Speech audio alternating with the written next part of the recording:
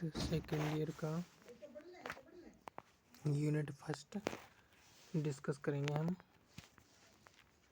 यहाँ पे समावेशी शिक्षा, introduction of inclusive education, all most important answer.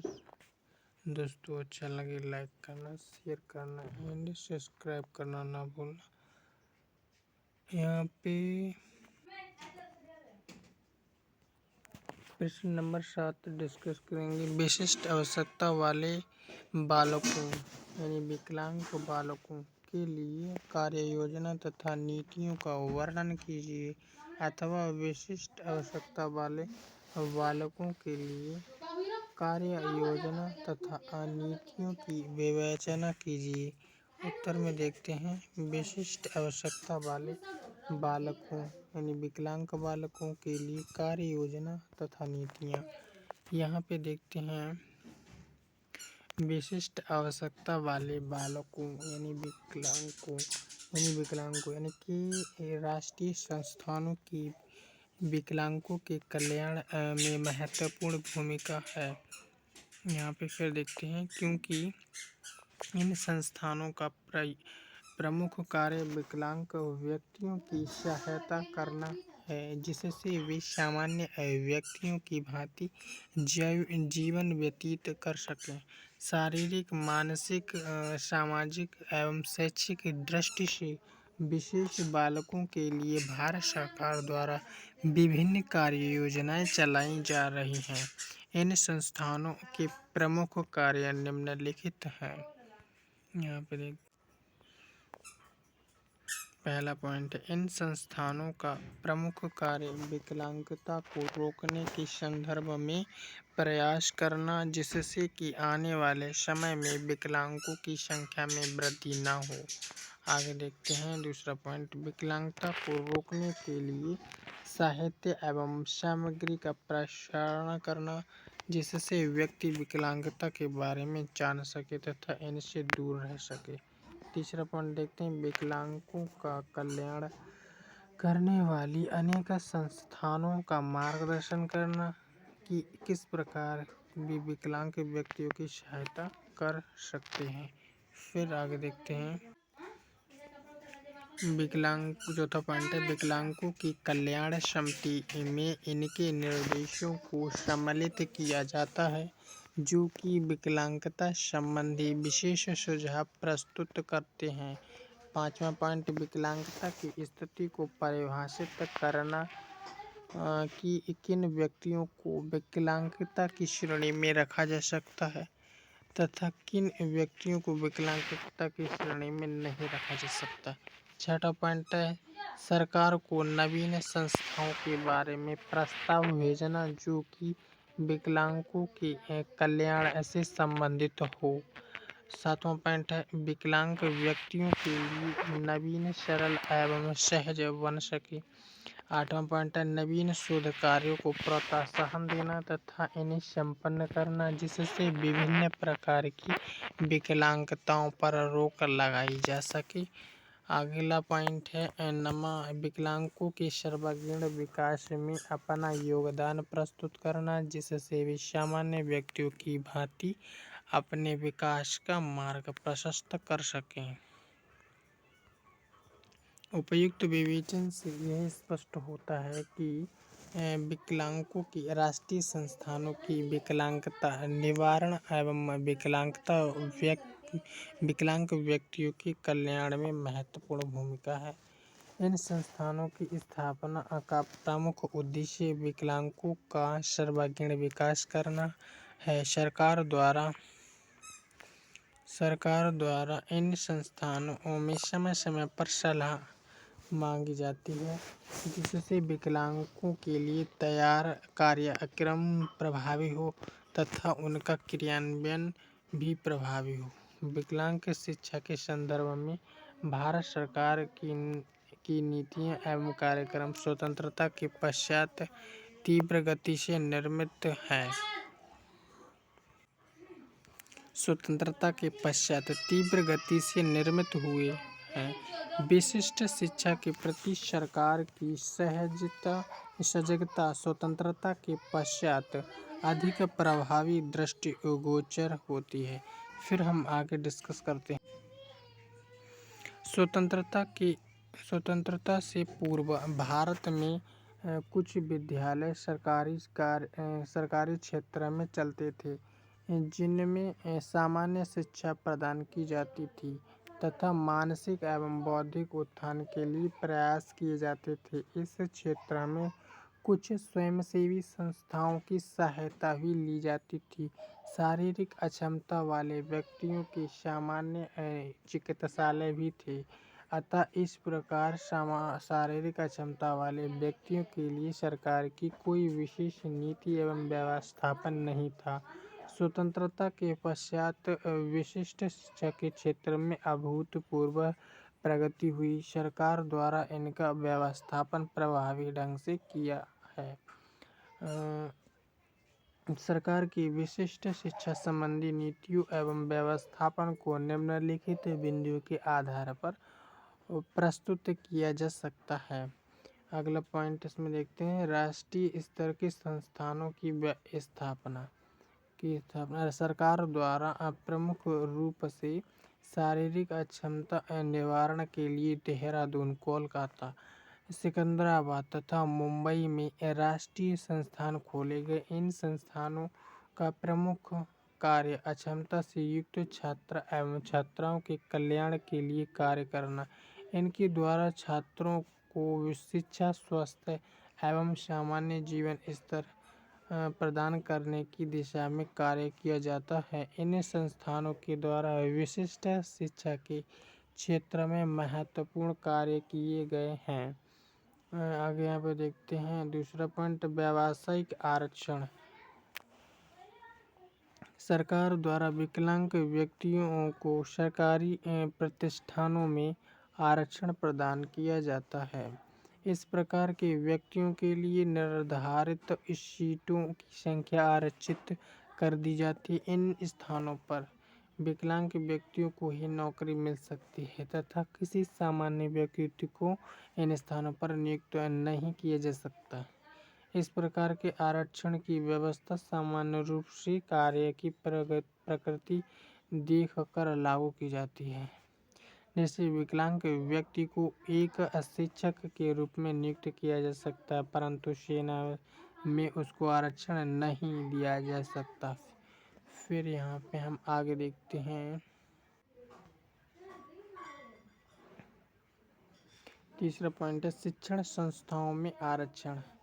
शिक्षण संस्थाओं में भी विकलांग बालकों को आरक्षण प्रदान किया जाता है, जिससे कि उनको प्रत्येक विद्यालय में प्रवेश में किसी प्रकार की कठिनाई नहीं होती है।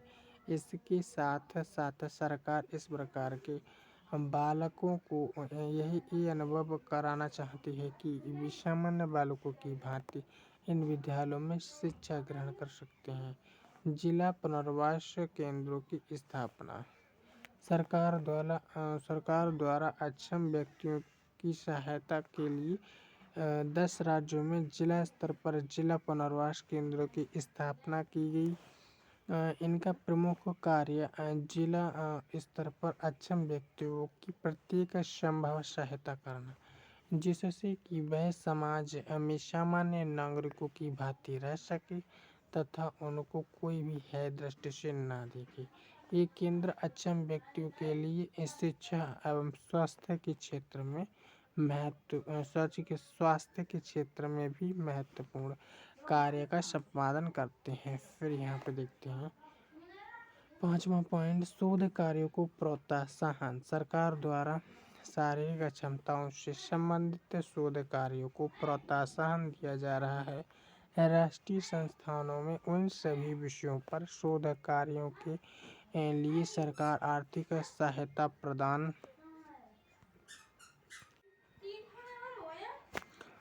सहायता प्रदान करती है, जो कि व्यक्तियों की अक्षमता को दूर करने में सहायता करते हैं। जैसे श्रवण दोष को कम करने के लिए कान में लगाने वाली मशीन का आविष्कार करना तथा उन उपायों के बारे में पता लगाना जिससे श्रवण दोषों से दूर रहा जा सकता है। क्षेत्रीय पुनर्वास प्रशिक्षण केंद्रों की स्थापना। जिला पुनर्वास केंद्रों की स्थापना के बाद सरकार की समक्ष यह समस्या उत्पन्न हुई कि इन केंद्रों के कर्मचारियों को किस प्रकार प्रशिक्षित किया जाए जिससे ये अक्षमता से युक्त व्यक्तियों के पुनर्वास में सहायता कर सके। इसके लिए सरकार द्वारा 4 पुनर्वास केंद्रों की स्थापना की गई।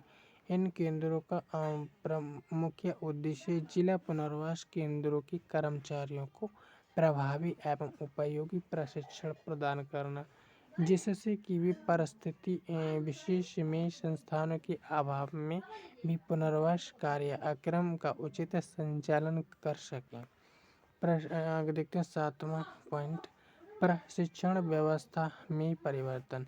अक्षमता से युक्त बालकों के लिए यह निश्चित किया गया कि प्रशिक्षण महाविद्यालयों में प्रशिक्षण प्राप्त कर रहे छात्र अध्यापकों को इस प्रकार प्रशिक्षित किया जाए कि वे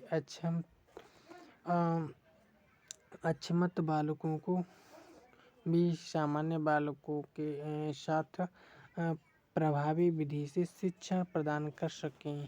सेवारत शिक्षकों को भी अल्पकालीन प्रशिक्षण प्रदान करके इस योग्य बनाया जाए कि वे अक्षमता वाले या सामान्य से भिन्न बालकों की शिक्षा प्रदान करने में असुविधा का अनुभव न कर सके। 8वां पॉइंट है सन 1986 की राष्ट्रीय शिक्षा नीति। सरकार की इस विषय में विशेष रुचि उस समय दृष्टिगोचर हुई जब समय शिक्षा नीति 1986 के अनुच्छेद 4.9 में विशिष्ट शिक्षा के प्रावधानों का वर्णन किया गया, जिसमें बताया गया कि सामान्य रूप से अक्षमता वाले बालकों की शिक्षा नियमित विद्यालयों में होगी।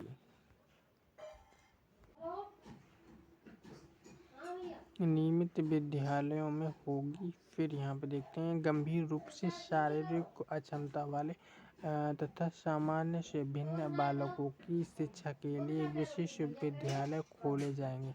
इन विद्यालयों में आवासीय सुविधा उपलब्ध होगी जिससे उनको आवागमन की परेशानी से मुक्त रखा जा सके। ये विद्यालय एक जिले में एक होगा। आगे देखते हैं 9वां पॉइंट, जिला प्राथमिक शिक्षा कार्यक्रम। जिला प्राथमिक शिक्षा कार्यक्रम के अंतर्गत प्राथमिक शिक्षा के सार्वजनिकरण पर बल दिया गया। इसके साथ साथ विशिष्ट आवश्यकता वाले बालकों की शिक्षा पर भी पूर्ण ध्यान दिया गया। सरकार द्वारा यह निश्चित किया गया कि अक्षमता से युक्त बालक एवं बालिकाओं को उनकी आवश्यकता के अनुरूप शिक्षा प्रदान की जाएगी। इसके लिए इस कार्यक्रम में सेवारत शिक्षकों को प्रशिक्षण प्रदान किया जा रहा है, जिससे कि वे शारीरिक रूप से अक्षम बालकों का शिक्षण करने में असुविधा अनुभव ना कर सकें। फिर आगे यहाँ पे देखते हैं 10वां पॉइंट, गैर सरकारी संस्थानों को प्रोत्साहन देना। गैर सरकारी संस्थानों को सरकार द्वारा प्रोत्साहित करने की इस क्षेत्र में महत्वपूर्ण कार्य किया गया। 1100 विशिष्ट विद्यालयों की स्थापना सरकार एवं गैर सरकारी संगठनों के सहयोग से की गई। इन विद्यालयों में छात्रों को उनकी आवश्यकता एवं क्षमता के अनुरूप शिक्षा प्रदान की जाती है और अक्षमता से युक्त बालक एवं बालिकाओं का विशेष ध्यान रखा जाता है। इस प्रकार प्रयास किया जाता है कि उनको भी सामान्य बालक बालिकाओं की भांति अधिगम प्रक्रिया में सम्मिलित किया जाए, यानी अधिगम सीखने की प्रक्रिया में सम्मिलित किया जाए जो अक्षमयुक्त बालक हैं, यानी ऐसा है बालक। यहाँ पे देखते हैं 11वां पॉइंट, विशिष्ट शिक्षा के क्षेत्र में उपाधियाँ। विशिष्ट शिक्षा के क्षेत्र में 37 डिप्लोमा तथा 3 शिक्षा स्नातक उपाधियां प्रदान की जा रही हैं। भारत की पुनर्वास परिषद द्वारा इन उपाधियों के व्यवस्थापन का कार्य करती है। इसमें विशिष्ट शिक्षा की शिक्षण विधियों एवं प्रबंध के बारे में प्रशिक्षण प्रदान किया जाता है। इस संपूर्ण कार्य अक्षमता से युक्त बालकों के लिए भारत की पुनर्वास परिषद द्वारा संपन्न किए जाते हैं। आज के लिए दोस्तों इतना ही। अब अगले प्रश्न में मिलेंगे अगले एपिसोड में।